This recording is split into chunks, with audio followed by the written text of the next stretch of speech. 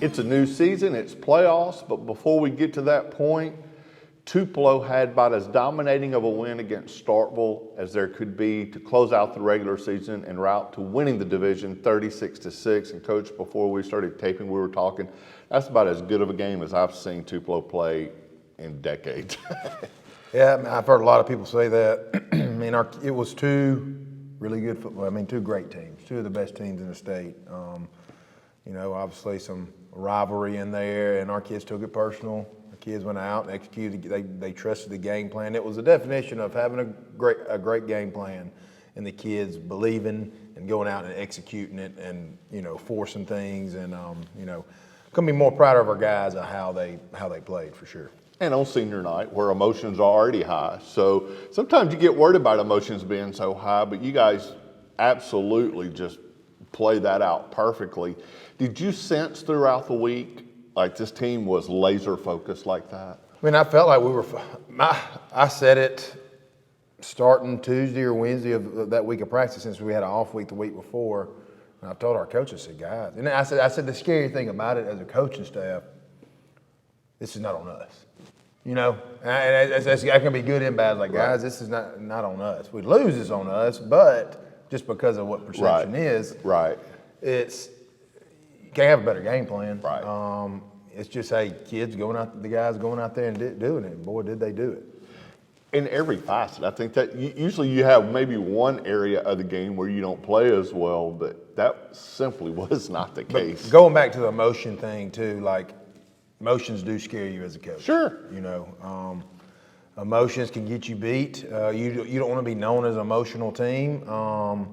But, you know, we handled it well. Our kids went business-like.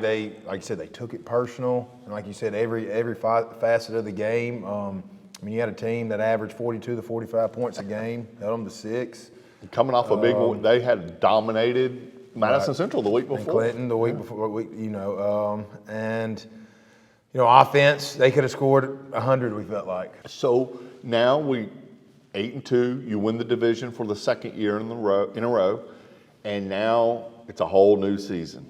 I know we talked about last year, we came up just short. You weren't quite satisfied. Now you got a chance to get that satisfaction, but it starts with DeSoto Central Friday night.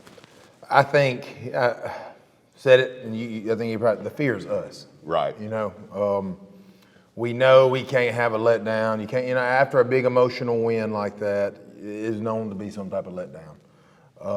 What are our guys going to look like? Are they going to be business-like? Are they going to be eager? Are they going to go out there and try to be the enforcer, the bully that they want to go be, which they can be?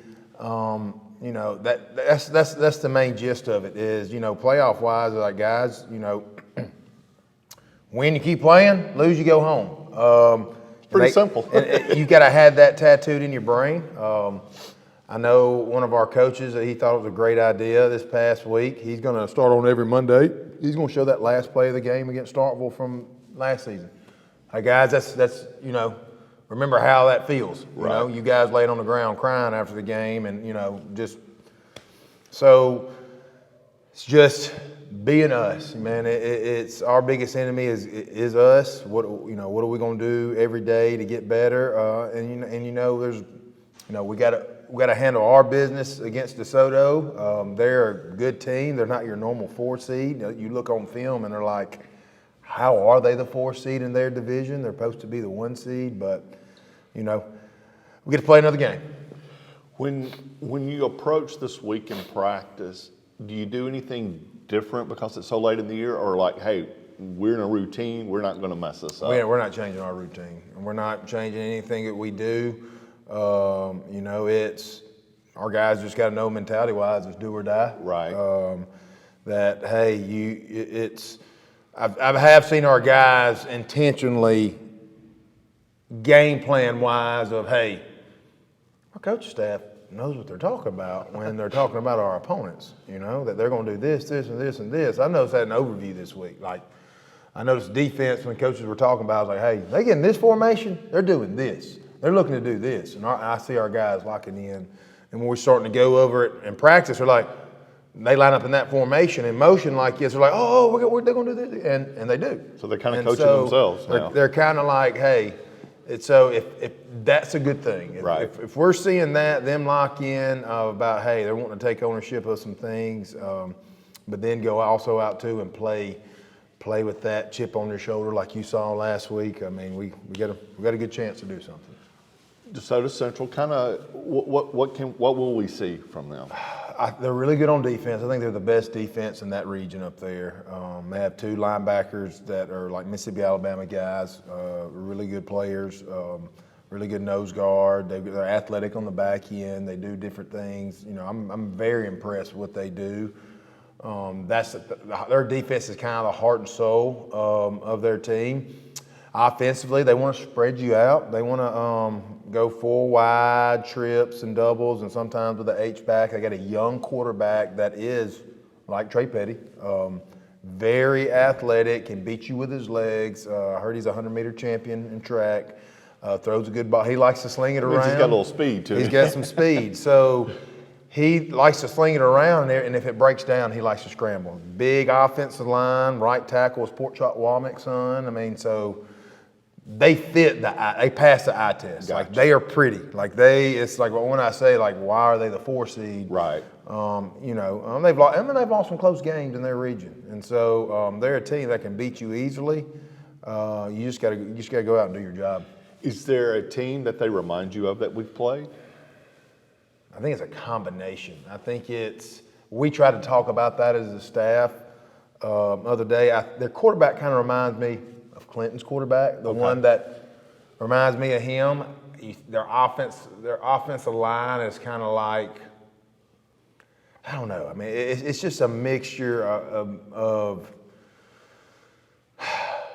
and I always do that. When I call opposing coaches and talk to my staff, say who they remind you of, and it's a mixture of a little different things because they've got some players on defense that are like better than most that we've seen. Right.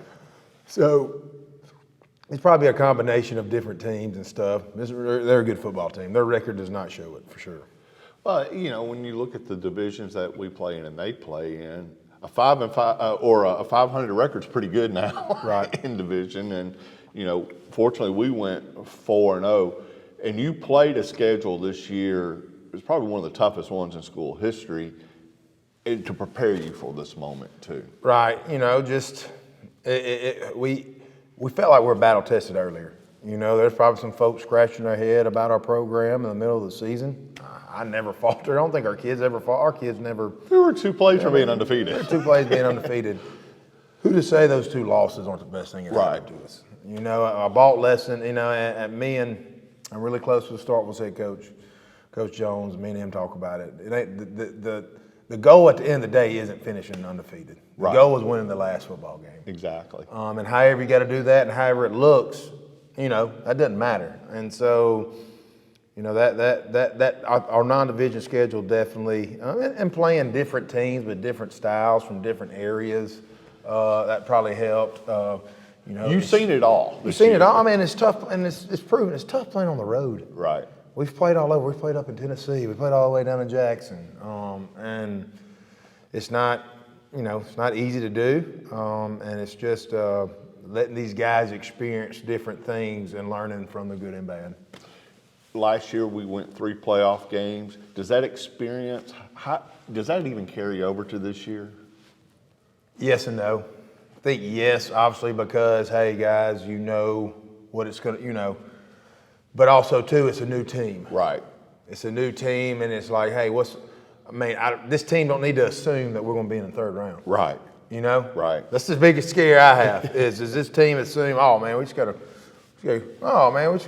just go beat so-and-so again. Right. You know? That's my biggest fear is, hey, what are they going to sleepwalk?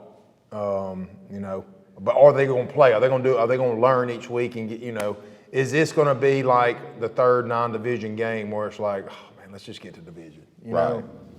So you never know. As I say, yes and no. That experience should help us, but we'll see. I'd rather have that experience than not have that experience. Right, you're exactly right. You're exactly right. Well, Coach, Friday night, 7 o'clock at Tupelo. Season tickets don't hold for these games, right? Should not hold. They should be general admission. Just go buy them through GoFan. That means any chair back, anything That's like that. everything, yeah. Go buy them. It's going to be a great night of football. 7 o'clock Friday night on the blue turf, and it is the first round of the playoffs. You can't get to, I almost said Jackson, but you can't get to Oxford this year until you win these first three. So this is the first, and we hope to see you there. For Coach Harden, I'm Greg Ellis. This is Gridiron Takes.